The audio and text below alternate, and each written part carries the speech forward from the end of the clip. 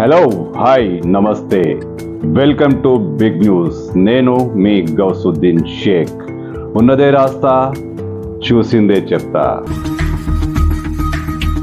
మనోడిని ఎలా కాపాడుకోవాలబ్బా అంటూ భారత్ టెన్షన్కు గురవుతున్న వేళ పాకిస్తాన్కు చెందిన రేంజర్ ఒకరు భారత్కు అనుకోని అతిథిగా అనుకోని సాయం చేశాడు, లెక్క సరిచేశాడు. అసలు ఈ లెక్క ఏంటి, పాక్ రేంజర్ ఏంటి అంటారా? ఇక్కడ చిన్న ట్విస్ట్ ఉంది. పహల్గామ్ దాడి అనంతరం ఇండియాకు చెందిన BSF జవాన్ ఒకరు పొరపాటున పాకిస్తాన్ భూభాగంలోకి ప్రవేశించాడు. పాక్ ఆర్మీ అతన్ని పట్టుకుంది.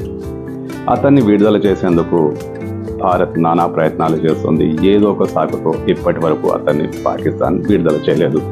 రకరకాల కారణాలు చెప్తోంది.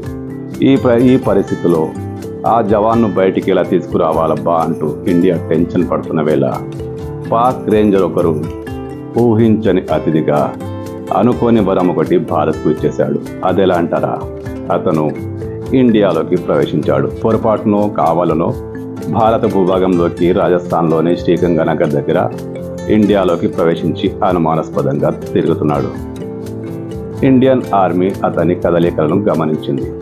అతన్ని పట్టేసుకుంది. అతను పాక్ రేంజర్, అంటే అటువైపు ఇండియన్ BSF జవాన్, ఇటు పాకిస్తాన్ రేంజర్ మన అదుపులో ఉన్నాడు.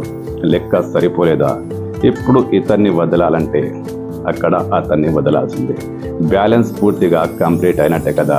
ఎస్, అనుకోకుండా జరిగిన ఈ ప్రయత్నం ఇండియన్ BSF జవాన్ను కాపాడేందుకు సైన్యం చేస్తున్న ప్రయత్నాలే. దౌత్యపరంగా అన్ని చర్చలు జరుగుతున్నాయి. అసలే ఉద్రిక్తత కొనసాగుతున్న సమయం.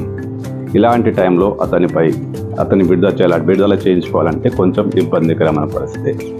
ఇలాంటి టైంలో ఈ పాక్ రేంజర్ భారత్కు ఒక మంచి గుడ్ న్యూస్ చెప్పుకుంటూ లోపలికి వచ్చేసాడు.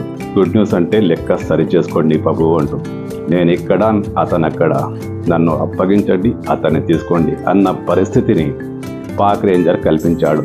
ఇది ఇండియాకు అనుకోని వరమే.